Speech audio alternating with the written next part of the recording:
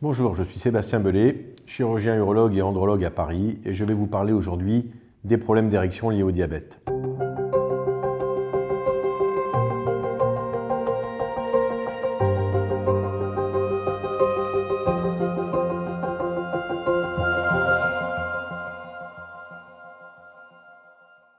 Quelles sont les raisons pour lesquelles tant d'hommes atteints de diabète ont des problèmes d'érection? Le diabète, lorsqu'il évolue depuis plusieurs années, et d'autant plus s'il est mal équilibré, va entraîner des problèmes d'érection. Ces problèmes d'érection sont liés à 3 niveaux différents d'atteinte anatomique et à un niveau d'atteinte hormonale. Premièrement, lorsque le diabète évolue, notamment chez les hommes qui vont présenter un surpoids et d'autres facteurs de risque cardiovasculaire, comme les excès de cholestérol notamment, eh bien, la sécrétion de testostérone va être impactée.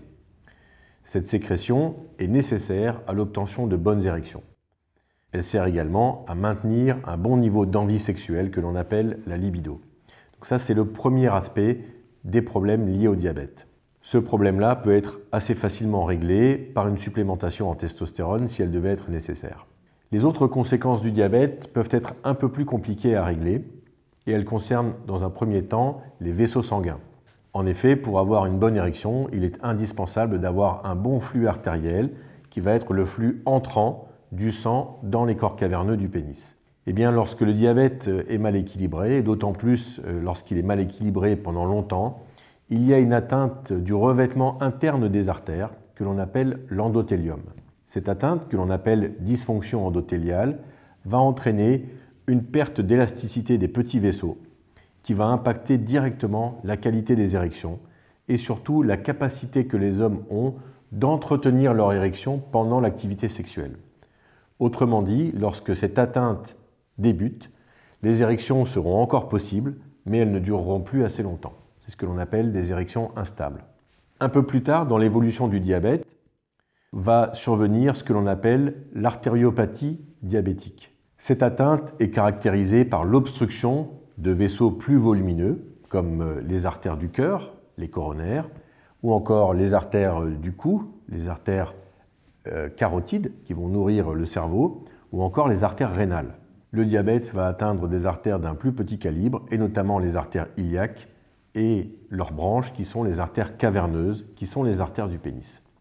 Ce troisième niveau d'atteinte, après l'atteinte hormonale, l'atteinte des micro-vaisseaux et maintenant l'atteinte des gros vaisseaux, peuvent bien sûr se cumuler pour donner un problème d'érection plus ou moins sévère. La dernière atteinte est l'atteinte neurologique. La neuropathie diabétique, puisque c'est le nom de cette atteinte neurologique, va entraîner différents symptômes, notamment des douleurs sous la plante des pieds, une sensation de marcher sur du carton ou sur du coton, et des douleurs qui peuvent remonter des pieds vers le haut des membres inférieurs. Il s'y associe également un risque d'atteinte du nerf optique, qui est dans ce cas-là un problème grave, mais également un risque d'atteinte des nerfs de l'érection. Là encore, il s'agit plutôt des hommes qui ont un diabète déséquilibré. Eh bien, vous le voyez, lorsque le diabète va atteindre la sécrétion des hormones sexuelles, va atteindre les petites et les grosses artères qui amènent le sang dans le pénis, mais également les nerfs qui doivent donner le signal du début de l'érection, on comprend que le diabète est une des causes les plus fréquentes de problèmes d'érection en France. Ainsi, si vous êtes atteint de diabète, si votre diabète est bien équilibré, si vous êtes plus ou moins jeune, peu importe votre âge, il est nécessaire de faire le point régulièrement avec votre diabétologue sur l'état de vos érections et surtout de l'avertir lorsque celles-ci se dégradent. Un traitement sera bien sûr mis en place par votre diabétologue ou par l'urologue qu'il vous recommandera, mais surtout, ces symptômes sont les signes d'une évolution de votre diabète qui doivent faire repenser la façon dont vous êtes traité. Pensez à vous abonner à ma chaîne et à liker cette vidéo. À bientôt.